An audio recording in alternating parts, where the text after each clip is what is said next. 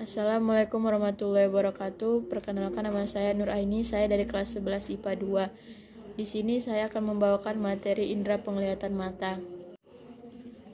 Mata berfungsi sebagai indera penglihatan atau fotoreseptor. Reseptor mata adalah fovea gentralis pada retina yang merupakan lapisan mata terdalam yang peka terhadap cahaya. Bola mata terdiri dari 3 lapisan. Yang pertama ada sklera atau tunika fibrosa, kedua koroid atau tunika vaskulosa, dan ketiga retina atau tunika nefrosa. Berikut ini adalah gambar-gambar dari penampang alat penglihatan mata. Bagian-bagian mata terdiri dari kornea. Kornea adalah bagian sklera yang bening dan dilindungi oleh lapisan konjungtiva yang melindungi kornea dari gesekan. Dan kedua ada aqueous humor, yaitu cairan yang badan siliaris dan mengisi bagian depan lensa. Yang ketiga ada canals clamp, yaitu pengatur volume aqueous humor dengan mengendalikannya ke pembuluh darah. Yang keempat ada iris atau selaput pelangi, yang merupakan bagian koroid yang berdiameter pupil yang mempengaruhi jumlah cahaya saat masuk. Dan terakhir ada lensa mata, yaitu lensa bikonkav bening dan dari serat protein. Di sini ada gambar dari bagian-bagian mata yang terdiri dari sklera, koroid, iris, lensa, pupil, kornea atau aqueous humor, vitreous humor, retina, fovea, bintik kuning, bintik buta, dan saraf optik. Cara kerja mata. Yang pertama, cahaya masuk ke dalam mata melalui pupil. Yang kedua, lensa mata kemudian memfokuskan cahaya sehingga bayangan benda yang dimaksud jatuh tepat pada retina mata. Ketiga, kemudian ujung saraf penglihatan di retina menyampaikan bayangan benda tersebut ke otak. Dan terakhir, otak kemudian memproses bayangan benda tersebut sehingga kita dapat melihat benda tersebut. Dan ini merupakan gambar dari cara kerja mata. Struktur luar mata. Yang pertama, alis. Alis berfungsi untuk melindungi mata dari keringat. Yang kedua, kelopak-kelopak mata berfungsi untuk melindungi mata dari kotoran dan debu. Yang ketiga, kelenjar air mata berfungsi menjaga mata supaya mata tidak bening dengan menghasilkan air mata. Yang terakhir, bulu mata berfungsi untuk melindungi mata dari cahaya dan debu. Dan ini adalah gambar dari struktur luar mata.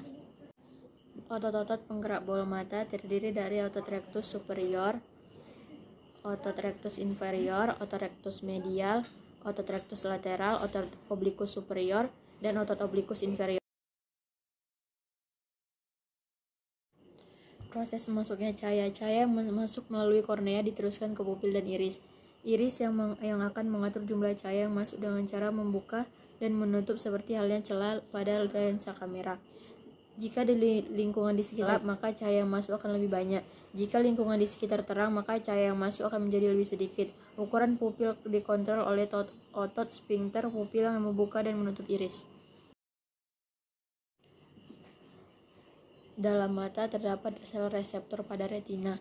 Sel reseptor pada retina memiliki 2 macam. Yang pertama, sel kerucut atau sel konus, dan kedua sel batang atau sel bacillus. Sel batang merespon saat cahaya redup dan banyak ditemukan pada penglihatan perifer. Sedangkan sel kerucut berfungsi saat cahaya terang dan dibutuhkan pada penglihatan warna, lalu memiliki lebih banyak lintasan langsung ke otak.